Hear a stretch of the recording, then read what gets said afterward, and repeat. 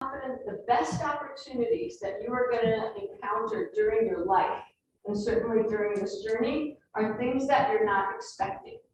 So if you stay very focused, eyes down, head down, I'm doing this, I'm going to do it this way, there are going to be all of these opportunities that will come across your path from things you would never expect. And they could be, national fellowship opportunities. They could be research-related opportunities. They could be opportunities to travel somewhere amazing. But they will be out of left field. And my only suggestion is that when those things come your way, think very, very, very seriously about grabbing them. I would say, unless it's something really questionable, grab it and do it, because those are the things that you didn't plan for, but that, at least my own experiences, that those things that I didn't plan, that just sort of came out of nowhere, were the absolutely best experiences that I ever had. I did not plan to become a Latin American historian, but I kind of followed my nose in this interesting path that I had, and it all turned out well. At least from my perspective, it turned out well. So congratulations to all of you for being here, for being accepted into these really excellent graduate programs that we have. It is an exciting journey. You're going to work really hard. You're going to have a lot of fun. There are going to be times, I guarantee, when you'll be really frustrated and think, why am I doing this? But the payoff is really significant. And there are all kinds of resources here to help you. As the president said, our faculty are amazing. We have world-class faculty members on this campus. You're going to be working with a lot of them. They will, everyone loves working with graduate students. It's just a completely different experience from working with undergrads, who are also wonderful, but a very different population. And so getting to work with graduate students is a privilege. People will always go out of their way to help you. The dean's office is there to support, our office is there to support. And the other thing I was thinking about today was that, unlike your undergraduate education, when you cross the line into this new world of graduate education, you are engaging in the creation of new knowledge. And sometimes as an undergraduate, you get to do that.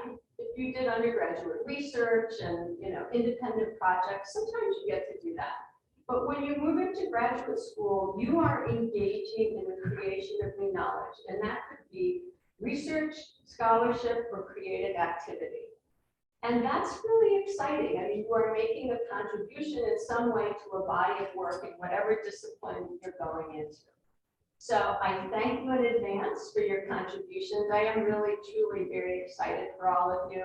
You're just starting this journey, and I can't wait to see where you go and how things move along. And, we're here in collaboration, we're a team, and we're here to support you. So enjoy the rest of this, but I'll look forward to seeing you around campus over the next years. Thank you.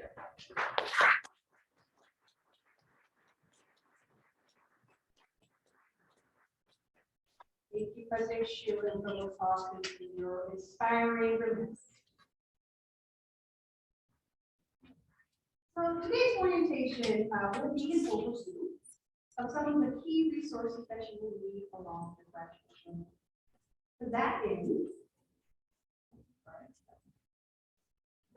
please let me introduce you to the graduate school office, my team. Nothing could happen without these people in collaboration. I am speaking of things that are unexpected. I completely unexpected to be the dean of a graduate school. And if you don't know already, I just completed my first year in this school, so I'm still pretty new. And I rely heavily on my staff to get things done, to help me do the things that I need to do to serve you all. So let me introduce them, please, and they'll come up and have some time to chat with you directly. But I did want to at least introduce them. More I know we're going to follow the screen here. So Dr. Keandra Booker here. She is the interim associate dean of the graduate school. You'll hear from her just shortly. Next, we have, she's with us virtually, in the virtual world. Susan Hallett, who is our Director of Admissions. All of you definitely made contact with Susan as you were applying for your programs. She's the one who really ushered your applications through to make sure they got to the places that they needed to go. So you'll see Susan in person at some point, but right now she's in the Zoom land right now. So hi, Susan. Next, we have Robin Boluzia. She greeted you as you came in. She is the Director of Student Records. She gets the handoff from Susan. Once you are accepted and you say, I'm coming, that record goes into Robin's hand, and she really sees you from matriculation through graduation. So if you want to know anybody's name, forget the name. You want to really know who's important. You want to know Robin, right? She's going to help you with all of your registration issues, assistantship. I'm sure many of you have already interacted with Robin. If you have not, you will. Next, we have Erica Shirley, who is not with us. She's also in virtual land. She is our admissions and student services support coordinator. And so she helps coordinate. She also helps with admissions, but she also helps students as they kind of move through the program. So she's also the first point of contact when you contact our office. If you come into our office physically, she will be the first person that you see. And last but not least, we have Alexa Daly, who is starting her second year as a child, a National of Child Life program student.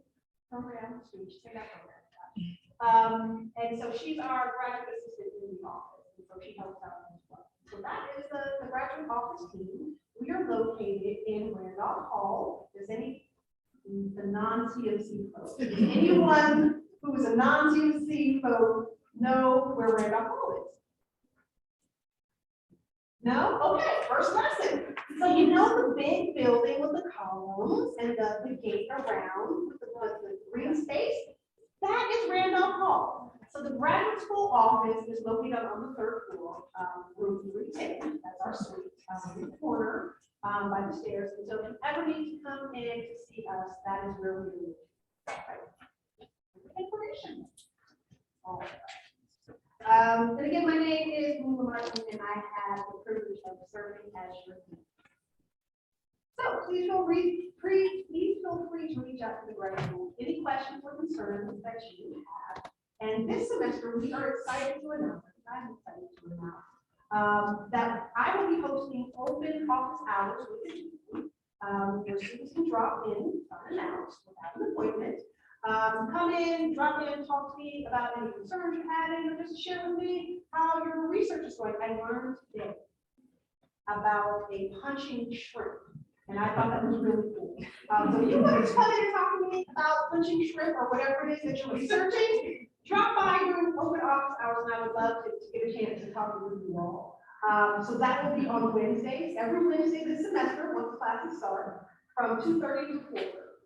Open opportunity for students to come in and talk to you. Okay. All right. So I look forward to hearing about all of your successes in and outside of the classroom. And I believe I speak for all of us when I say that we wish you a smooth transition to graduate life and the best of luck on your call. So let's go to the next slide, please. On the screen, you will see the basic run the show. So we have some critical campus partners here with us today that are going to present an overview of their units and some of the resources that are available to you as students here. And we need to learn a little bit more about the units. So first, I would like to introduce Mr. Jim Allison, who is the Director of Career Services.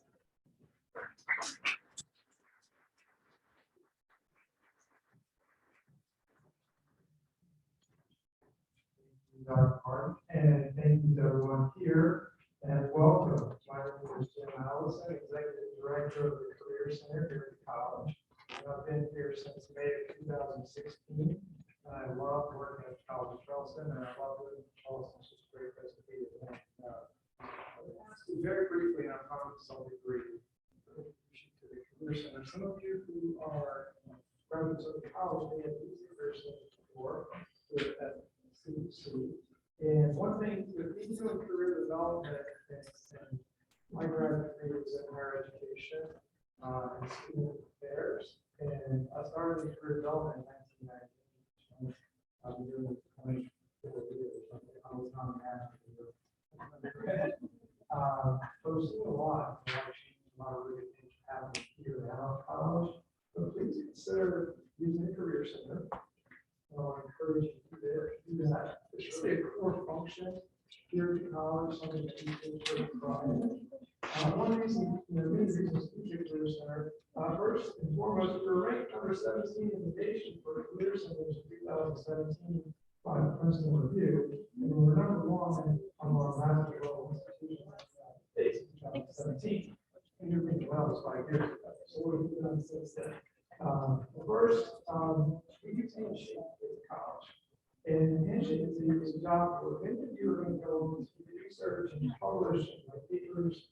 And also, you're going to go either continue this kind of job or take on a new profession. And with respect to jobs, which is really our main focus in our office, we have within Handshake connections to and contacts with approximately 700,000 companies, 13,000 of whom are currently posting at this time to hire our undergraduate and graduate students for internships and jobs and fellowships and more. So that's really, I think we have just under 10,000 graduates. So often talk about how there's more than a one-to-one ratio. Of companies currently hiring and actual undergraduate students. So that's pretty incredible. Last year, we spent 27 hours per week vetting jobs, posting a Handshake as a staff, and we posted 55,000 jobs for our undergraduate students to apply for with the Handshake. What that means is we not call those or draw those down from the internet or career builder and some job where it's just copy and paste. We actually have them vetted and approved. Some of them we do not. But that's 55,000 jobs in the Handshake. Another way of looking at that is that's a really good job market.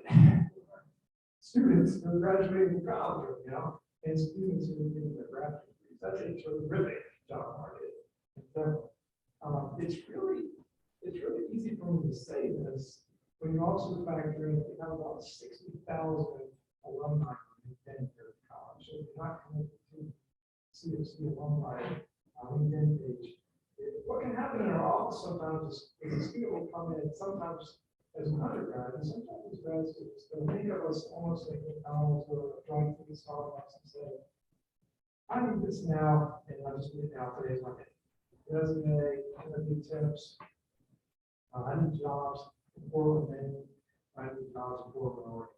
And frankly, with 13,000 companies, 60,000 alumni, we have connections in Portland, Maine, Portland, Oregon.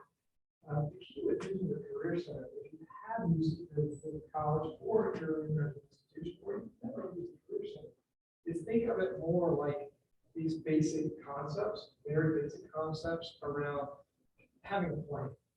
One thing we talk about in my area a lot, and also in my interactions with employers, and we do work with everyone, so just about everyone. Not only NASA, I can just go on every company works in America, just on. One thing we talk about a lot is with graduate degrees in particular, think about how you're going to apply your graduate degree if you haven't already started thinking about that. Most of you have, and most of you will use your undergraduate degree to go on to the job in that field. Some of you may not, maybe outside of the field. But these basic concepts here, determine, explore, make decisions, gain work, experience, network, it's all really come down to having a plan and working with us early on what the plan is on how you will apply your graduate. If you'd like to do that, we're located in Lightsey. If you can approach the next slide. We're in Lightsey Center, which for the non-CFC grads, Lightsey Center is on Calhoun Street. It's on the corner of Timberlake and Johnson right there. The site of Chick-fil-A is that those and student. Those are the first floor. We have a virtual Zoom appointment option, and we also have an active social media platform. What might get a few emails from us. be out come the fall.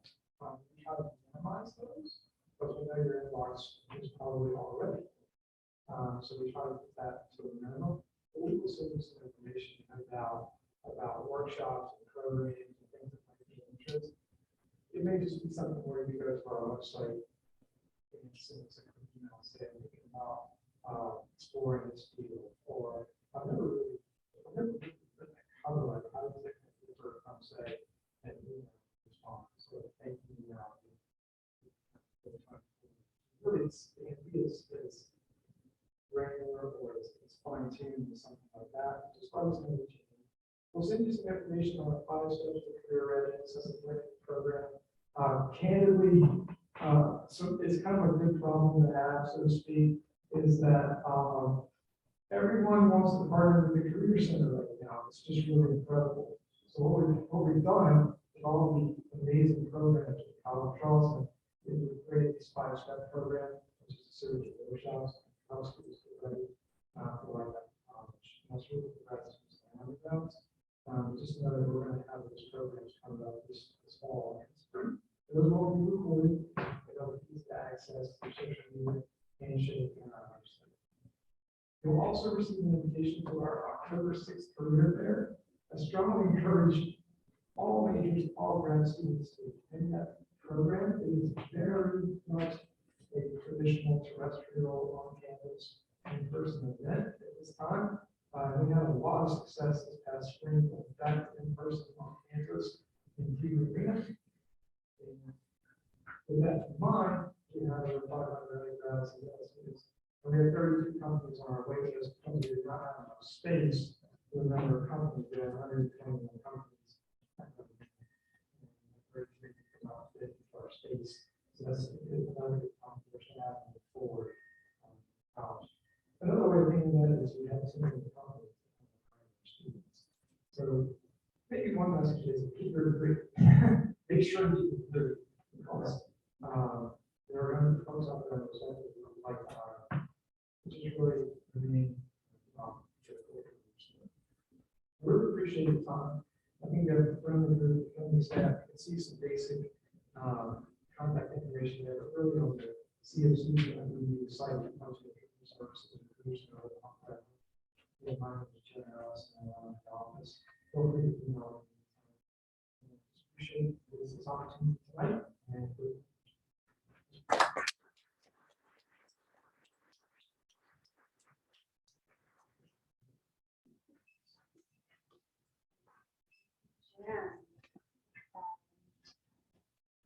We can actually manage our graduate system without the help of Career Center. So we're one of the partners that are vying for more opportunities.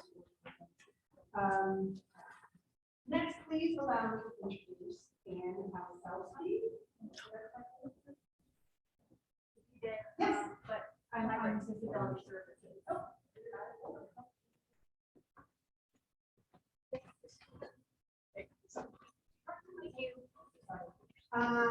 With Center for Disability Services.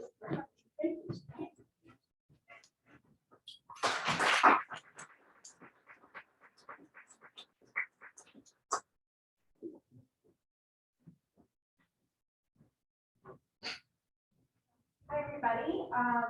Again, my name is Anne Osowski, and I am the Director of the Center for Disability Services. It's nice to be here this evening. So my presentation will focus on information about what we do, how we support students, and also how you can connect with us. So we work with students, faculty, and staff to ensure that all students at the college have equal access to campus curriculum, facilities, services, and resources through universal design, which basically is making an environment as inclusive and welcoming as possible, accommodations, and creative solutions. So students with disabilities are welcome and encouraged to connect with our office at any time during their academic career. We serve about 10% of the college student population, and students shouldn't delay meeting with us out of concern for not having the right paperwork. On this slide, we have a list of different disabilities. So we work with students with any disability, whether it's a learning disability, a psychological disability like anxiety, a health impairment, a physical disability. So if you anticipate the need for potential accommodations, don't hesitate to reach out to our office. So we support students in a variety of ways. One is through the use of individualized accommodations. So examples of individualized accommodations, and some of you might be familiar with this if you were connected with the Disability Services Office during your undergraduate experience. But some examples might include extended testing time, maybe taking tests in a distraction-reduced environment and quiet setting. Maybe you also use accessible technology in the past. We also provide one-on-one appointments. So those appointments can be for students, certainly if they have questions or concerns about accommodations or anything else to come in and see us. And then students often will check in with us during the academic year to let us know how they're doing. We offer programming throughout that academic year, and something I'm really excited to share with students is a new organization. It's called the Neurodiversity Initiative Club. And Dr. Cindy May, a faculty member from the psychology department, and I are its co-advisors. And we hope the club will increase awareness and understanding about neurodiverse individuals, expand conversations about initiatives around diversity to include neurodiversity and disability, and create a more inclusive, engaging, and accommodating community for all. So we encourage undergraduate and graduate students to become involved with that club. And lastly, we have a variety of accessible technology that we provide to students. So that might be a literacy suite software called Read and Write. And that's a software that any student can actually download to their device and utilize on or off campus. We also have accessible technology relating to note-taking technology. So lots of information, and you can find information about accessible technology on our website. So in terms of connecting with our office, there are a few steps to keep in mind. And I understand that the slide deck will be shared because you can click on the links that are on these slides. But first, we require documentation of the student's disability to determine eligibility. And that documentation might look different depending on how the student's disability impacts them, what that disability is. And so for an example, a student with a learning disability might provide us with a psychoeducational evaluation.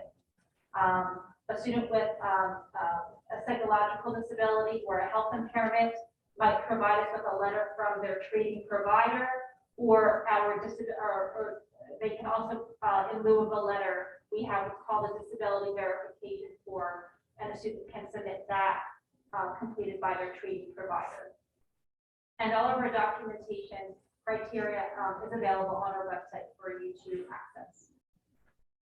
So in addition to submitting documentation, we also have an application for services, and there a student provides information about how their disability impacts them, what accommodations they might have received in the past, what accommodations they think they might need at College of Charleston.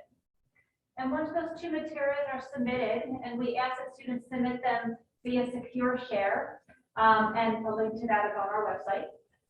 Then you'll want to keep an eye on your College of Charleston email account regarding next steps to getting set up with accommodations. And so students are encouraged to have a welcome meeting with us to talk about the barriers that they're experiencing, reasonable accommodations to address those barriers, and then additional resources such as perhaps the Center for Student Learning. That might be, or accessible technology, different things we might talk with students about utilizing during that meeting. And just a little bit about accommodations and what they are. There are academic adjustments that ensure equal access across the campus curriculum. They don't reduce the established core standards or learning objectives, and they don't lessen the expectations required for college students to fulfill general academic responsibilities. And again, if you were connected with the Disability Services Office at your undergraduate experience, probably know all about that. And then once a student has that welcome meeting with us, what's created is called a professor notification letter, or commonly called a P&L. And that is a confidential document produced by our department for students to communicate accommodation-specific information to professors. And the P&L is provided to professors by the student. Each semester, accommodations are anticipated. They outline eligibility while preserving privacy, so no disability identified information is included in that letter. And then they create an opportunity for communication if and when that's needed. And that's information about where you can find us. So as just like the Career Center, we are also in the Lightsey Center, but on the first floor, Suite 104. Our email address, snap@cfc.edu. I guess I should mention the Center for Disability Services also goes by SNAP, and that is an acronym that stands for Students Needing Access Parity or Equal Access, and it's just used interchangeably with the Center for Disability Services. So that's our email address there, our phone number, and then our website's not on there, but it's Disability Services, all one word, .cfc.edu. Thank you very much.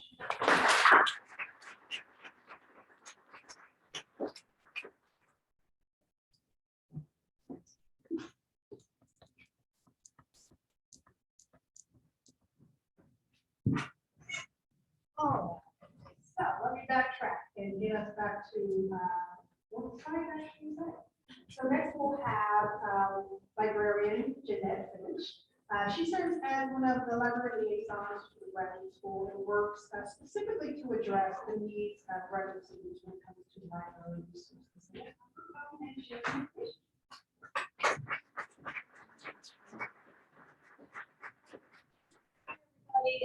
I'm going to be very brief because you've given a lot of information to that tonight. You won't remember probably a lot of it. So just remember, we have 3 libraries. Addlestone is your main one. Everybody has seen, I hope, the library. Everybody's asking where the buildings are. You've seen that. We're undergoing some construction right now, so it's kind of unpleasant to be in, but they promise they're going to be finished. Probably not before school starts, but pretty soon afterward. Our other 2 libraries are the Marine Resources Library out on at Fort Johnson on James Island, which the marine biologists will come to know and love. Jeff Timms is my colleague out there. He's wonderful to work with. He also goes in the field, so very, very good resource to have. The Avery Research Center is our 3rd library, and that's about 5 blocks down on Bull Street. It's a center for African American and Low Country history, so you'll want to visit the Avery as well. There are 3 floors in Addlestone Library, and the 3rd floor has a room dedicated for graduate students, and your graduate assistant will be able to have the code to get into that room, so check with her. And the website for the library is library.cfc.edu.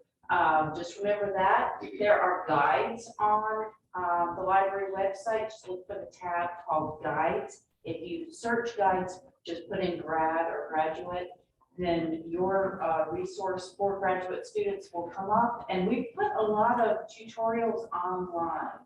So for instance, if this is a new library for you and you need a refresher on how to do research, just look for those tutorials. I think they're called research strategies, because my goal to help you do your research is efficiency. You're busy, you're balancing a lot of things, don't waste time, just come see me. My last name's Finch, like the bird, just put that in a search if you can't remember, and I'll come right up. And the only other thing to tell you is you will need a pair of boots. For Charleston. My colleague in Center for Disability Services has probably a higher care, which you need, and to navigate through the Charleston waters in our streets. So I hope to see you. Good luck with your grad career. I was an undergrad here. It's a wonderful school, lots of fantastic professors.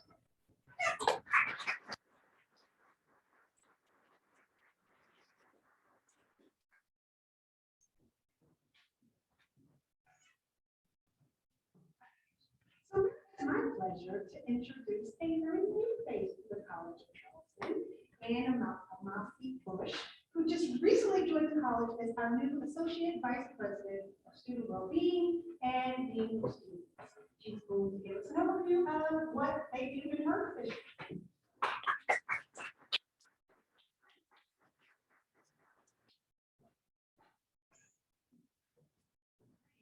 Very much. Can everybody hear me? Okay, fantastic. I was so relieved when I saw so many of you raise your hand that said that you had moved here from, out of state. So I'm not alone. I just relocated from the Chicagoland area. So I'm thrilled to be here. Beautiful here and a little warm, but I'm getting used to it. So welcome to the College of Charleston. A little bit about the Dean of Students Office. So I have 6 slides and I'll be pretty fast as well, but there are so many resources here at the college for you, and I'm sure you know that. You've been through this already. But there are some really important things that I want to make sure I highlight so that you know all of the available support that's here. So a lot of people hear the term Dean of Students and they think I'm in trouble. This is where people go when there's a conduct problem, that kind of thing. Okay, so that could be a portion of the responsibilities, but it's just a portion, I promise. The Dean of Students Office and really student affairs, the whole college is here to support you. So the Dean of Students Office does way more than just the honor code and meeting with students about their code of conduct. They also help connect students with a ton of resources. The Dean of Students Office is directly below us here on the 3rd floor. So I grabbed the rain today, which I'm here still decent. So that was lucky for me. All right. So let's talk about the honor code real quick. So the honor code is important. In your folder, I noticed that there is an acknowledgement for you to sign. I think that's important that you read over the expectations of you as a student. You would want to do that regardless. So a good tool for you on the website is to type in student handbook in the search bar. It's a long document, I know, but I think it's important for all students to be aware of the resources that are there for you and what you're also expected to abide by, right? It's pretty easy to accidentally violate something if you weren't that familiar with it. But guess what? You're expected to be familiar with it. You're signing an acknowledgement. And so with that being said, sometimes we do have to have conversations with students about honor code allegations. So I think one of the most common conversations is often regarding plagiarism. And typically it's very unintentional. So I can't encourage you enough as graduate students, connect with your faculty members and just make sure you're asking questions about expectations and appropriate citations according to whatever format they've asked you to use. With that being said, familiarize yourself with the honor code and the expectations. So if we do have to have a conversation, we'll have a good one and we'll go over it. Okay, so the Dean of Students Office also meets with students about their code of conduct. So not only are you expected, of course, to abide by everything academic related in terms of not plagiarizing, not collaborating, you're not supposed to collaborate, that sort of thing. But your behavior is also very important. If you're 21, alcohol is permitted, but if there are violations that occur off campus that would involve the authorities, the Dean of Students Office would also address that. So overall, we're all part of this community together. You know what the expectations are because you've done this already, but it's really important that you familiarize yourself with the expectations that are specific to the College of Charleston. So please make sure you review that and we'll have a conversation and we'll be as educational as possible. All right. So here's another important thing to familiarize yourself with. This is all information I think that's important for you to know, which is the annual security report. Every institution is required by law to submit an annual security report. And I know it seems like a boring thing again to Google on the university webpage, but it is so important to familiarize yourself. It is a wealth of information, and mostly it'll also tell you how to connect with campus public safety if you don't already know that. It's an important phone number for you to program into your phone in case you need any assistance. They offer so many services to students. Escort, if you ever need an escort when you're walking, just any type of service you can imagine, they're there to assist, and they do a really good job. So with that being said, I'm going to keep it moving. I'm a fast talker. Let's talk about preventing and reporting sexual misconduct. So this is another crucial component about being a college student. Is that we all know that there are resources in place for yourself or for a peer, whoever might have a concern. If you want to talk to somebody about an incident that has happened, or maybe something you've observed, something you're concerned about, there are so many places on campus. Everybody is trained on how to be able to assist you and get you to the right direction in order to get a resolution. The Dean of Students Office works collaboratively with the Office of Victim Services, the Counseling Center, Health Services, and our Title IX Office of Equal Opportunity Programs as well. We all work together. Everyone in the institution is ready for anything that might come our way if you ever want to share something or get some assistance. I think it's pretty unique that our institution has an Office of Victim Services, so I do want to highlight that. You might not be familiar with that from your undergrad institution, but they're really there to help any student who might be a victim of a crime. And so maybe that was burglary or theft, or maybe it was assault. Whatever it might be, they're there to help you understand what the legal next best steps might be, to offer support such as counseling and to get you in the right direction. It can be very confusing when a crime might happen. It might affect you academically as well. So I do want to highlight that one might not be an office that you're familiar with in your traditional undergrad experience. Okay, so moving along to the next slide here, student support services. There are a million places on campus, literally resources that are here that want to make sure that you're successful. So there's no way to talk about all of them. We've heard from some amazing resources already today. We are all going to need assistance. I'm sure you can think back to your undergrad experience and think about a time when maybe a peer helped you, when maybe a professor helped you, maybe when you helped somebody else, maybe when a teammate, a classmate. And for my own graduate school experiences, my classmates were so helpful in getting me through the stress that sometimes comes with wanting to do a good job. You know, we put that pressure on ourselves. So please let us know if you're ever concerned about a fellow student. We're here to help. There's something called a FAST report on the website, and it stands for Friends Assisting Students in Trouble, I believe. Faculty, Friends Assisting Unlearning Actions. But anyway, if you want to get assistance to somebody and maybe you're not sure about how to approach somebody directly, maybe you don't have those words, maybe you just observed something weird and you want somebody to look at it, but you don't want to be a part of it at all. You can be anonymous too.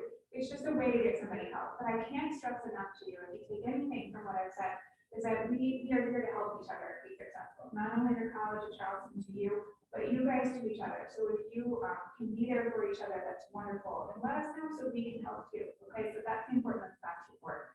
We have a collegiate recovery program at our college. How cool is that? For students who are sober or trying to get sober, it's really unique and an outstanding program in this country. And it is amazing what they can offer students. So please consider that, sending people there yourself. It's there to assist students. And then we have a pantry here on the second floor if you need food assistance. We also offer housing assistance, and there's an emergency fund. Last but not least, we assist with voter registration. In your folder, if you haven't already, if you're a newcomer to the state like me and you need to register to vote in the state of South Carolina, I highly recommend you do so. And you can fill that out, turn that in here. You can also turn it in later as well. Okay. All right. So that's everything I wanted to say. Overall, everyone wants to see you succeed, and anytime my door is open, I promise you I'm way more helpful than I am scary. Okay? Thank you.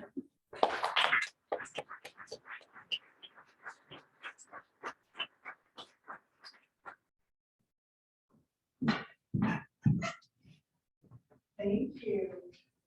So what she did not mention is that Student Affairs is responsible for this very exciting, engaging 6 weeks of welcome events for students called the Weeks of Welcome or WOW. There's a sign right when you enter the door here. There's a poster in the elevator. I encourage all of you, if you have not checked some of those events out, I know some of them seem a little cheesy and geared towards underground. There's some really cool events happening. There's a COC night also game, there is Is it a not plugged in? pep rally in TD Arena, lots of cool stuff, not just for the rest. So 6 weeks celebrating all new students and that is the June. Okay, so check that out. So next up, we're going to talk about graduate school resources, and I am going to introduce again our second in command, Dr. Tammy Booker, our interim associate dean.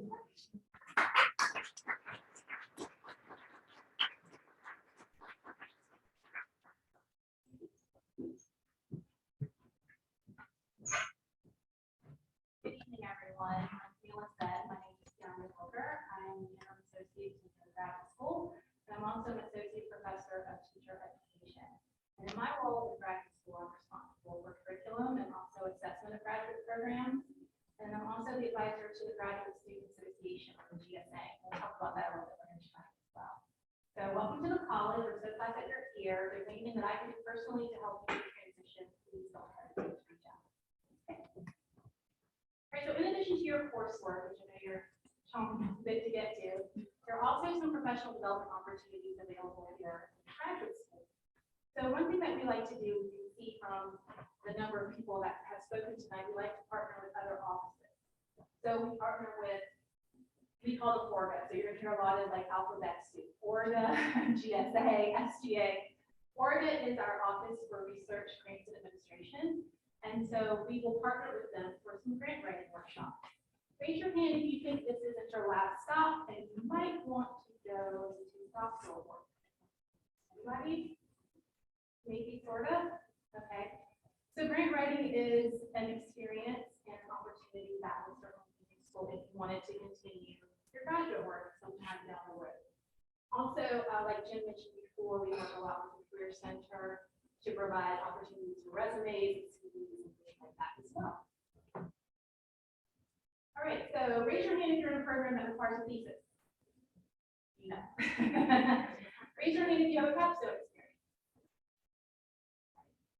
Raise your hand if you think at some point in the next year, 2 or 3, that you will have to write a research paper.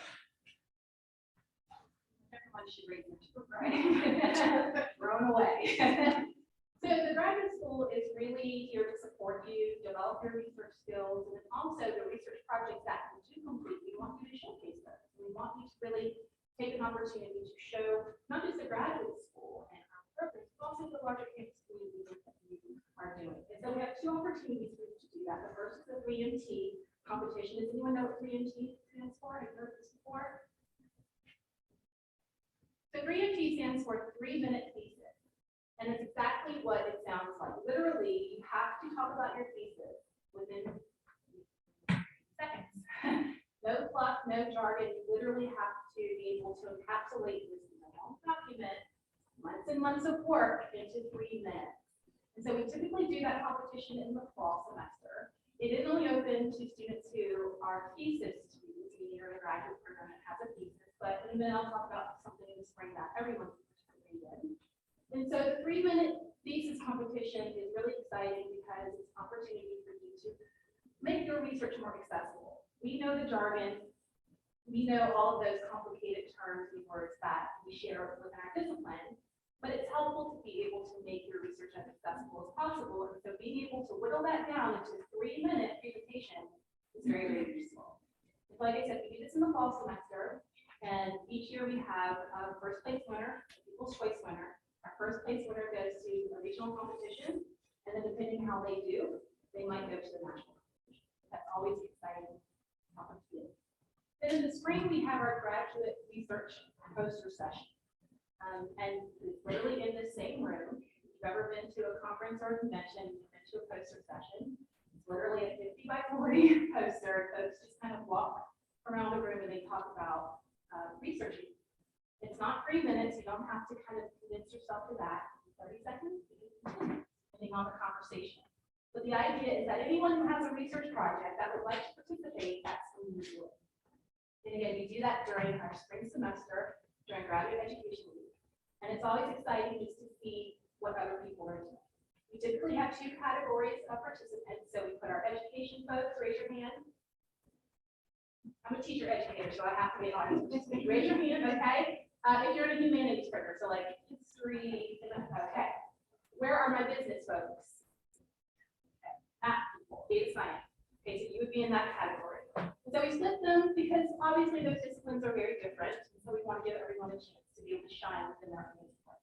And so we have 2 first place participants and folks who will get those prizes within those 2 categories. And so again, that's an opportunity for everyone to participate. You don't just have to have a reason.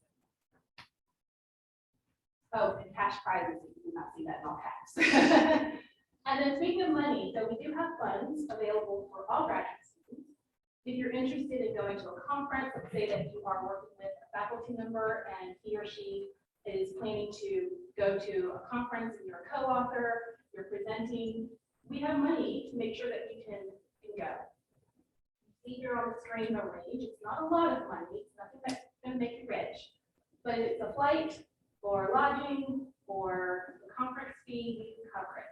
And so if you're interested in finding out more about that, the breadcrumbs right at the bottom. Just go to our main homepage and then go to funding opportunities and you'll see the program. That's all I have. I'll be back.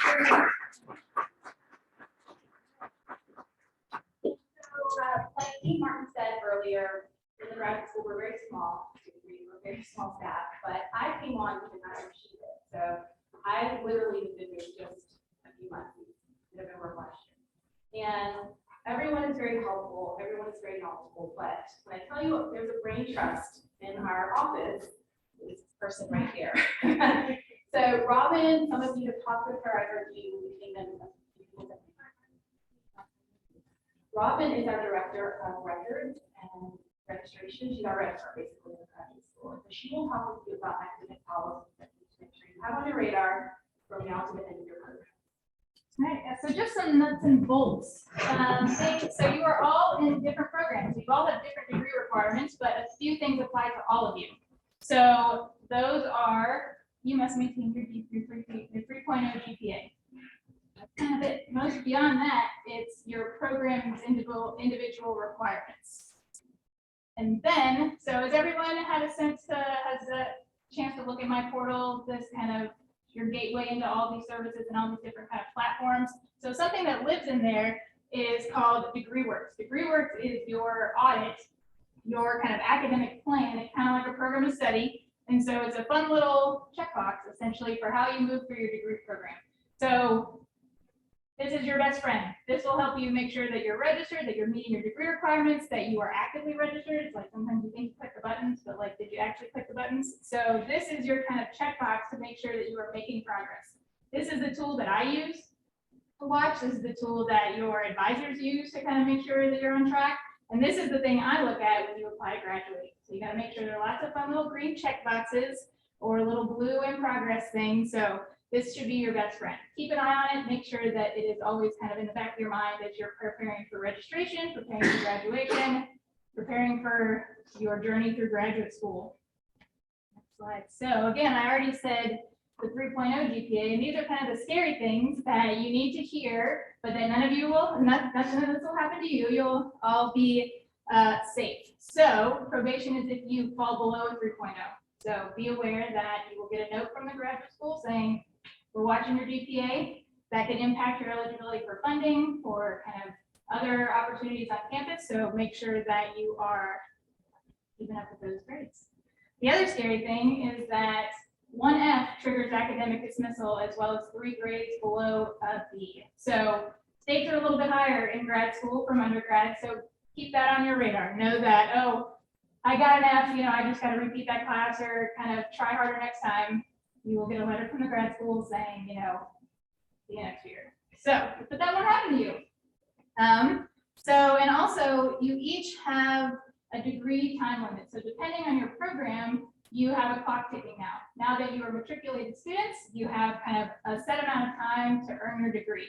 Now, you're all in master's programs, it shouldn't take this amount of time, but this clock is here to kind of make sure that you're on track and making academic progress through your program of study. So also know that if you start to tick towards that someone like me is sitting there watching and knowing, and life happens, you might need to take a leave of absence for a semester or kind of not be full-time, go part-time. All of those things are reasonable and can happen to you while you're graduate students. So just know that, sometimes there are steps to take to make sure that you're kind of maintaining kind of an active student status. And yeah, we're the fun office to help you with that.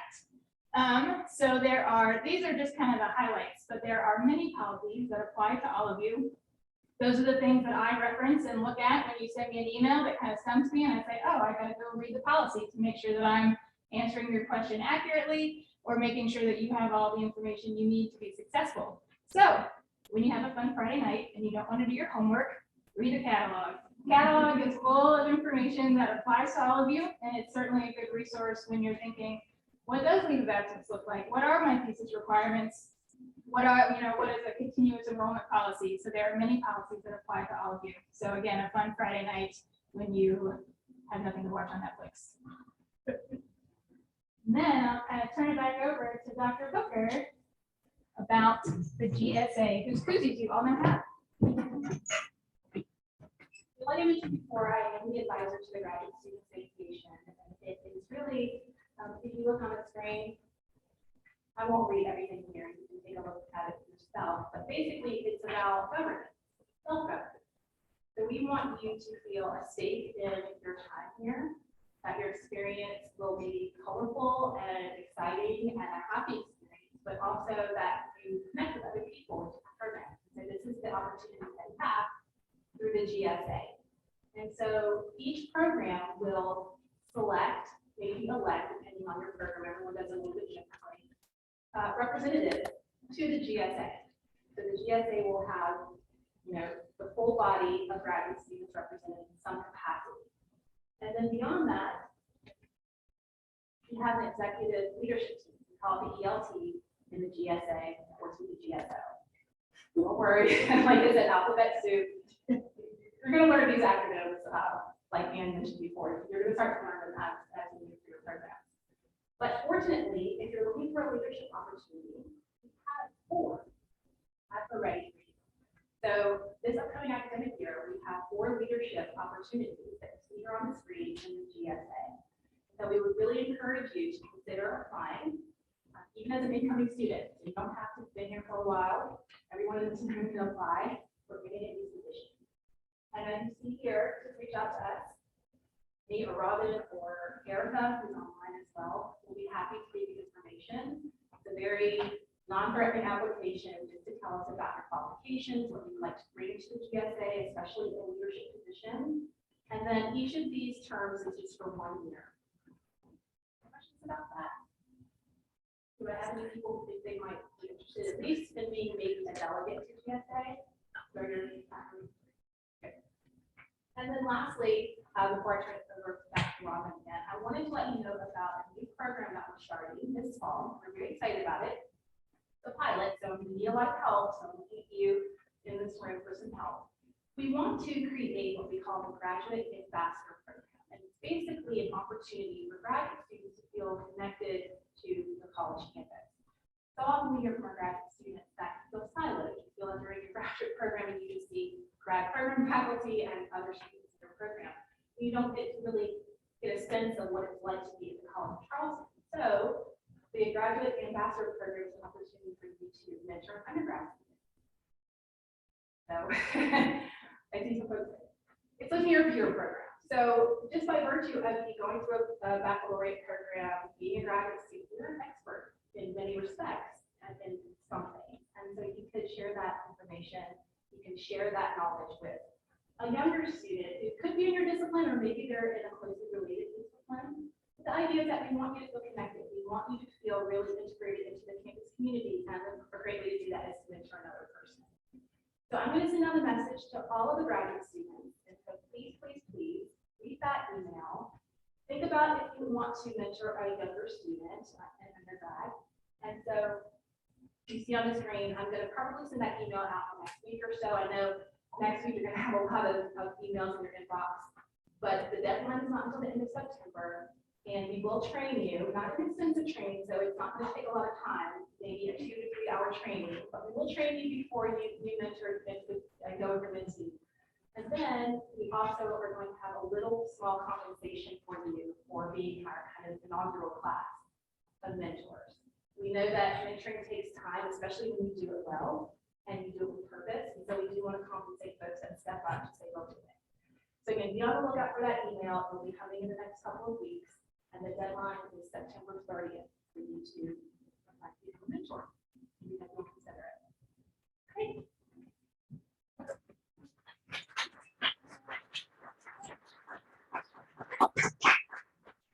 Few odds and ends, if you're thinking about what do I need to know as I'm preparing to transition into grad school. I already talked a little bit about my portal. It's the fun hub for all the things you'll need to do, apply to graduate, register, financial aid, parking, dining if you're gonna do that. It is the thing that you need to be plugged into the most. Oaks lives in there, so you might be familiar with Oaks. It's kind of the learning platform that a lot of your faculty will use to, post assignments, have syllabi, have you submit assignments. So that lives within my portal, and that is something that a lot of your faculty will probably use. So again, make sure that you are using that. Your student email account, your CMail account. Officially, we are only allowed to correspond with you via that account because of security stuff. So make sure that you are plugged into that, have whatever forwarding you need to do set up so that when you're asking faculty or staff or offices for help, you're using that email so that we know that you're not some spammer that's trying to steal your identity or something, because it's all security related. So make sure that you are plugged into that and using it. Cougar Card, a lot of people asked about Cougar Card as they were coming in. Does everyone have that yet or knows where to get it? So in your folder, there's a little handout there for Campus HQ, and that is where you get your Cougar Card. So your Cougar Card is your ticket to the library, ticket to free transportation in the Charleston area, all the buses. With your Cougar Card, you get on for free. It can, you can load money onto it. So for parking or dining on campus, it is your student ID. So make sure you have one.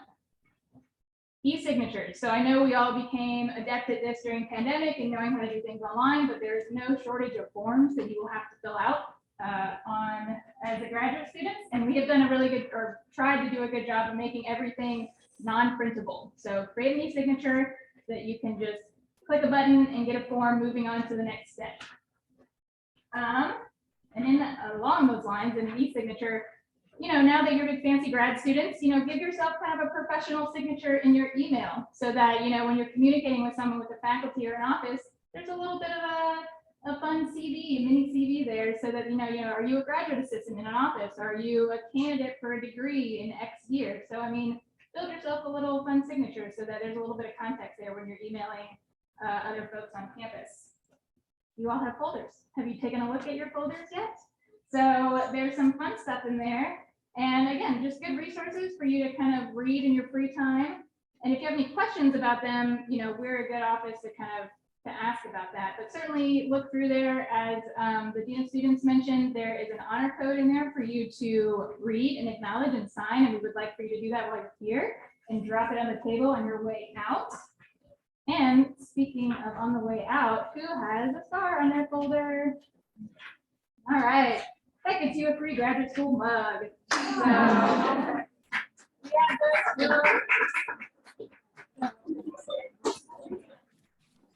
So if you want, you can swap folders. If you don't want a mug, you can give it to your friend, you can give it to your neighbor, you can haggle for it, you can do whatever you want, but we'll have those for you on the way out.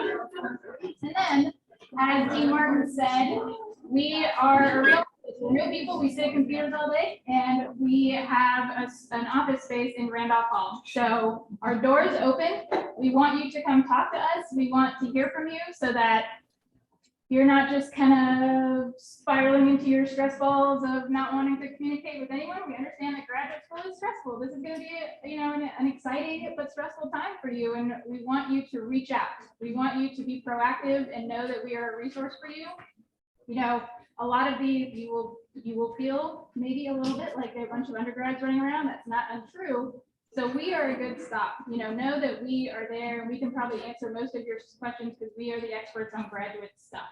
So come visit us. We have an open door policy. The dean will have open office hours, so we want to encourage you to come visit. And I'm gonna wrap it up with that and answer any questions. We're all here. I'll let Dean Martin give a little bit of closing, but again, we're here for you, and please don't be shy, ask questions.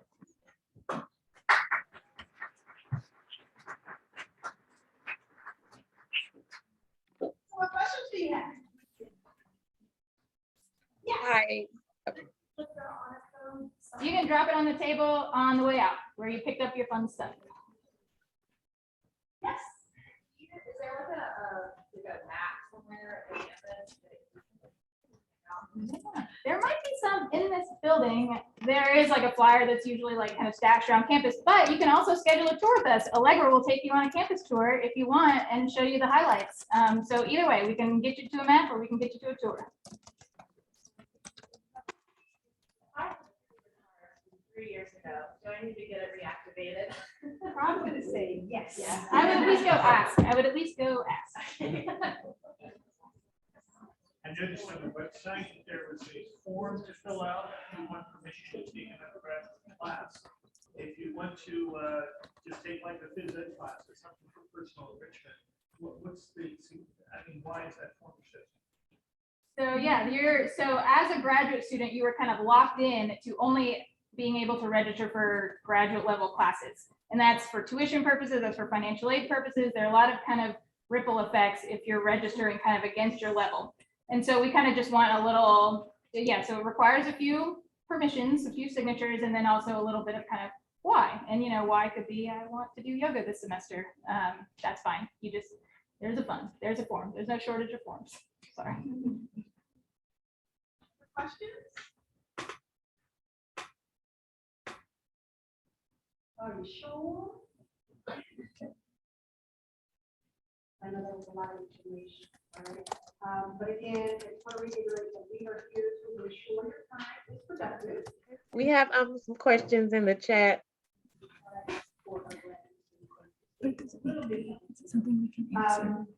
So again, I want to invite you to participate in the weeks of welcome. So this is a little bit of a point of pride for me, right? Because historically, graduate students, or we're told graduate students will not participate in the weeks of welcome. And I challenge my colleagues on that. I'm like, no, we did things that weren't just harmful.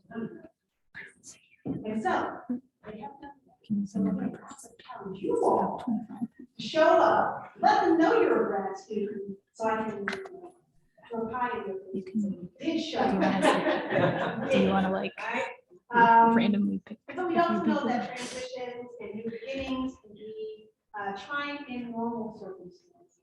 Graduate school is intense. Sometimes dedication and perseverance isn't always enough, and that's okay. We also know that we're not living in normal circumstances. I mean, what is normal at this point, right? Who knows? The pandemic and politics continue to challenge us all in new ways, and I encourage you to take all the necessary precautions to maintain your health and wellness. But it is also important to know when and where to ask for help. And so then, we are the gurus of all things graduate school. We're here to support you. If you can't do that, we don't know that you need assistance. So please reach out to us. We are striving to create a more inclusive environment, to really engage with our graduate student body a little bit more. And so again, there's a whole new policy. We wish you all the best this semester, and we hope that you'll just come into the office just to say, hi, I just wanted to go to the office. And we'll be happy to see you. Take care of any concerns that you may or may not have. And sometimes we have cookies and cakes and, you know, we like to fun stuff for our grad students that involve food. So thank you all so much. We'll sit down for a few minutes if you have any other questions, but if not, what does it say? I always mess up issues. Go prosper, go forth and prosper, or something like that. Yes, do that.